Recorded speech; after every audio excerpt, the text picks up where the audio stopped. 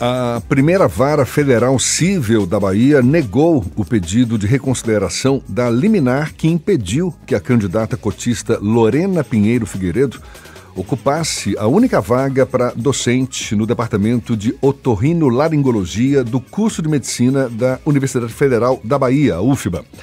No parecer, a juíza afirmou novamente que a médica Carolina Cincura Barreto, que moveu a ação, tem direito à vaga por ter tido melhor desempenho.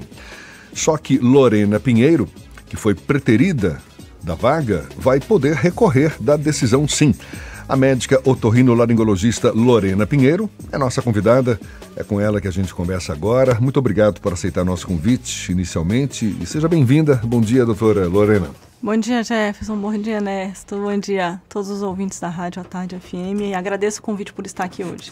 Eu já vi que a senhora afirmou que a decisão judicial desconsidera o propósito das políticas de ações afirmativas. E aí eu te pergunto, na sua opinião, qual o impacto dessa decisão no reconhecimento do sistema de cotas e também na reparação histórica para negros no Brasil, especialmente em espaços elitizados como a medicina?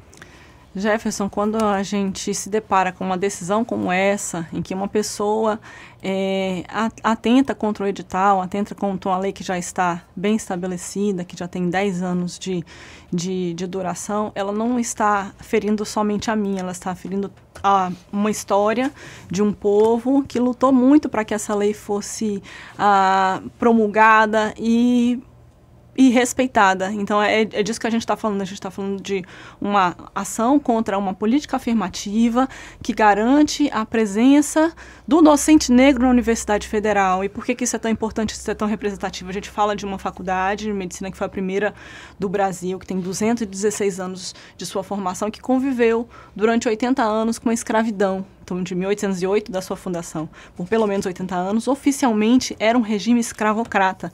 E isso tem um significado, um simbolismo e marcas sociais até hoje. E, embora o edital previsse reserva de vaga para cotistas, a decisão judicial alega que isso seria uma afronta aos candidatos de ampla concorrência com melhor desempenho. Como é que a senhora enxerga essa tensão entre meritocracia e justiça social no contexto dos concursos públicos? Existem, Jefferson, duas situações, né, duas populações étnico-raciais que se conflitam aí nesse momento. Então a gente está falando de um povo para que foi negado oportunidades, para que foi fechadas as portas por muito tempo. E a lei de cotas visa também a corrigir essa diferença, essa desigualdade entre esses dois povos étnico-raciais, e também para combater, dentro daquela estrutura de universidade, certos apadrinhamentos, certos afavorecimentos que não seriam concedidos ao jovem negro de periferia, por exemplo, a pessoas que não fazem parte daquele convívio, daquele círculo de prioridades, daquele círculo de favorecimento e de apadrinhamento. Doutora, a senhora fala de um problema estrutural na instituição, né? E isso acontece coincidentemente ou ironicamente exatamente quando a faculdade tem um primeiro diretor negro também. E a gente tem visto na imprensa, eu quero descolar um pouquinho do caso específico para a gente abordar o problema de forma mais ampla, né? A questão do preconceito contra alunos cotistas dentro das instituições. Embora o curso da UFBA seja evidentemente gratuito, os cursos de medicina nas instituições privadas, além de bastante procurados, são os mais caros. E mesmo num curso gratuito de uma instituição pública como a UFBA, permanecer no curso de medicina também não é barato para muita gente. A gente está falando de um mesmo problema. O que é que leva alguém que faz um concurso, vê no edital, tem lá a reserva de vagas para cotas. A pessoa da ampla concorrência sabia qual era a regra do jogo. Esse é um problema que está muito mais presente do que a gente imagina. Não é apenas a disputa por uma vaga num concurso. Qual é o tamanho desse problema dentro da nossa Faculdade de Medicina, da nossa Universidade Federal da Bahia? A lei de cotas, ela faz parte de uma política afirmativa que visa corrigir essas desigualdades. Então, no primeiro momento, houve uma possibilidade de acesso do estudante negro na Universidade Federal, cursando um curso de medicina que, como você bem disse, Ernesto, é um curso historicamente elitizado, que num primeiro momento não havia presença do jovem negro, do estudante negro na universidade. Então, a lei de cotas faz parte dessa política afirmativa. Dentro dessa política afirmativa, existem outras políticas de permanência do aluno de baixa renda, do aluno que tem uma possibilidade menor de recursos financeiros para se manter na universidade. Então, isso faz parte de um programa de acesso, de uma política afirmativa. Nesse momento, existe esse embate que está na justiça, que eu torço e acredito que vai ser resolvido, porque é uma lei que está sendo desrespeitada, é uma política de acesso que está sendo desrespeitada, e eu sinto muito de estar sendo eu a representante dessa voz nesse momento, mas eu sinto que eu não estou sozinha, eu sinto que eu represento uma parcela grande de pessoas cujas origens sociais, étnico-raciais, identitárias se assemelham às minhas, e não estando sozinha, eu falo por muitos, eu falo pelos movimentos sociais que me apoiam, eu falo pela nota da Universidade Federal que me apoia, pela moção de apoio no CONSUNE, no Conselho Universitário Superior, apoiando a lei de cotas e a política afirmativa. Então eu sinto e sei que eu não estou sozinha nessa luta, eu represento muitos médicos, muitos estudantes, muitas pessoas como eu. Queria te fazer uma pergunta que pode parecer assim, meio chocante, mas é importante para quem está nos ouvindo e acredita muito nesse discurso da meritocracia. Você se sente à vontade pleiteando uma vaga, considerando que a pessoa que contesta o critério, né, teve uma nota acima da sua.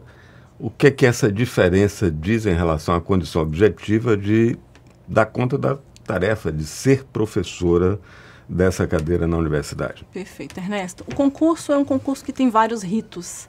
A primeira etapa do concurso é uma prova teórica, às cegas, o qual a gente sorteia um tema dentro de otorrinolaringologia, e nesse tema os 4 candidatos poderiam discorrer livremente. Nessa primeira etapa, eu tive o melhor desempenho. Eu tirei 9,5 nessa primeira etapa. Eu fui a primeiro lugar. Não é? Na prova escrita às cegas, onde o examinador não sabia de quem era aquela prova. Então, quando a gente caminha para as próximas... Ela é realizada de forma anônima. Anônima. Então, o examinador não sabe quem é o candidato que está escrevendo aquela prova. A gente caminha para as próximas etapas, onde as subjetividades podem acontecer. Então, a gente fala de uma prova didática, de um memorial, e a última etapa, para mim, seria a heteroidentificação. Então, eu fui confirmada como uma mulher negra, como uma pessoa negra, que tem, portanto, direito a acessar aquela política de reparação, aquela política afirmativa, porque é nas subjetividades que a diferença também acontece, Ernesto. Então, quando a gente fala... Perdão. Sim, não, pode concluir. Quando a gente fala dessas diferenças, é na subjetividade que essas diferenças aparecem. Em relação a senhora citou o exemplo aí da prova escrita, não é? Que é uma etapa realizada de forma anônima e a sua nota foi a maior. Isso levanta uma discussão também sobre algum viés do sistema de avaliação como um todo, algum viés contra os candidatos cotistas, levando em conta que pelo menos uma das suas notas foi maior do que das demais concorrentes. Portanto, eu não me sinto despreparada para a função em nenhum momento. Eu me sinto totalmente preparada, me sinto capaz, plena de realizar a função. Eu fui aprovada no concurso, aqui eu quero dizer, né? Eu fui aprovada no concurso, eu passei por todas as etapas, eu fui ratificada como uma candidata, uma professora que pode sim ocupar aquela função. Então, não é a meritocracia que vai fazer a gente avançar quando a gente quer falar de um país com justiça social, de um país que combate as desigualdades, de um país que dá oportunidade aos jovens negros e negras nesse país. Porque eu falo agora que essa luta não é minha, né? Essa luta é de todos, e eu estou aqui porque eu estou ratificando, confirmando uma política de acesso que aqui eu posso e devo, né? Tenho o direito de acessar, mas também para que outros jovens médicos de outras profissões brasileiros, negras e negras, venham depois de mim e tenham essa porta aberta, porque a gente está numa estrada muito esburacada, como se a gente tivesse que passar um asfalto para que as próximas viagens sejam mais tranquilas. Não é uma questão pessoal de doutora Lorena? De jeito nenhum, Ernesto, não é uma questão pessoal. Eu tenho o direito de acessar lá, a vaga é minha, eu vou lutar por ela, eu estou muito coberta pelo edital, pelas regras que o regem, pelas leis que o regem, mas isso não é uma briga minha individual, é uma luta coletiva de garantir um direito que foi adquirido como reparação histórica, como política afirmativa de reparação histórica. E a senhora já disse que mesmo não estando, digamos, lutando por uma causa só sua, é uma causa de várias pessoas, mas está abalada com essa decisão. E aí sim. eu te pergunto, qual o nível do impacto de uma decisão como essa na sua trajetória profissional, na sua trajetória pessoal? Como é que pretende lidar com essa repercussão pública, inclusive, não, dessa história toda? Passar por isso, Jefferson, marca a todos nós, mas não é uma luta única, não é a primeira luta, não vai ser a primeira batalha, não existe vitória sem batalha. E acho que todo o profissional negro e negra aqui no Brasil tem histórias parecidas com essas, porque a gente começa lá atrás, desde muito cedo, a ter que lutar, a ter que aprender a falar para ser ouvido, a ter que ter voz para a gente garantir o nosso espaço. Então eu me sinto, né, fiquei muito abalada, fiquei desnorteada quando eu recebi a notícia de que uma candidata tinha conseguido a minha vaga através de uma decisão liminar judicial, mas eu vou lutar até o fim, em todas as instâncias, em todos os graus de requerimento judicial, porque a vaga é minha mesmo e porque eu tenho direito a ela e eu vou lutar por ela, não só por mim, mas por todos os outros brasileiros e brasileiras, negras e negros que virão. Essa primeira decisão não favorável te abate de alguma maneira? Porque como se tratava de uma liminar, uma decisão provisória, ela poderia já ter sido derrubada, né? Ao mesmo tempo que me abateu, num primeiro momento, isso também me fortaleceu. Porque a partir do momento em que eu consegui falar, porque tem isso também, né? A gente se sente tão diminuído, tão alijado, tão desconvidado, que é difícil de falar sobre isso. A partir do momento que eu consegui falar, que eu consegui expor, eu recebi tanto apoio, tanto fortalecimento, e isso me motiva a caminhar no sentido de fazer andar o processo judicial, entender que a gente tem que confiar no judiciário sim, porque a gente é amparado pelas leis e que futuramente, né, no futuro próximo aí de semanas ou meses, a gente vai ter uma nova história para contar. Essa ideia que algumas pessoas têm, né, de que, não, ela vai ficar constrangida, porque afinal de contas a outra teve a nota maior e tal. Sustentar essa luta, claro, defender o seu direito, sua convicção, mas tem essa carga também, é como se você estivesse fazendo alguma coisa que não fosse meritória, para falar assim, não no sentido do mérito de conceder, mas do mérito de se afirmar como cidadã no pleno exercício de um direito. Eu não tenho motivos nem direito para isso, Ernesto, porque fui aprovada no concurso, eu estou dentro do rito, dentro do edital, não é um resultado preliminar com diferença de nota que me classifica, entende? Então eu não me considero uma pessoa despreparada em nenhum momento, eu me sinto totalmente preparada para a função, sou muito motivada em ser docente, de ser a primeira cotista negra na Universidade Federal da Bahia, na Faculdade de Medicina, que foi a primeira do Brasil. Então eu me sinto muito motivada para isso. Se te perguntar sobre prova de títulos, né? Já porque a gente está no finalzinho aqui da entrevista, mas como é que é a disputa de títulos foram 4 candidatos, não é isso? 4 candidatos, exatamente. E eu tive minha formação na Universidade Federal da Bahia, eu passei aqui para um programa de residência franqueado pelo MEC, na Santa Casa da Bahia. Logo que me internei, otorrinolaringologista, fiz uma especialização na USP em doenças de boca.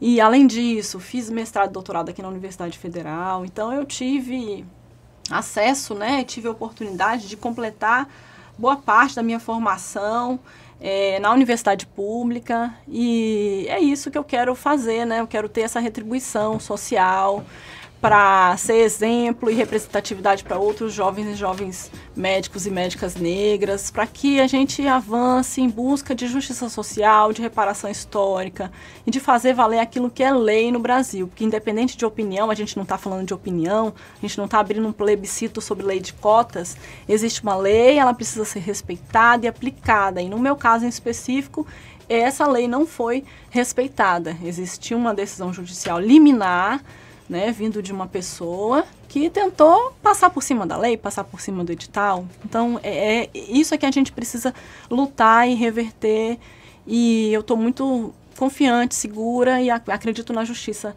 nesse caso. Doutora Lorena Pinheiro, médica otorrinolaringologista, muito obrigado, boa sorte na sua luta e muito obrigado também pela sua disponibilidade.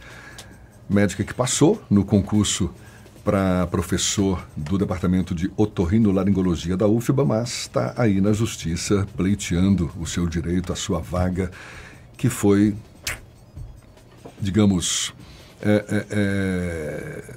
reservada para uma outra candidata que teve nota maior e conseguiu na justiça o direito a essa vaga. Doutora Lorena, mais uma vez, muito obrigado, um bom dia para a senhora e até uma próxima. Agora, 8h45 na Tarde FM.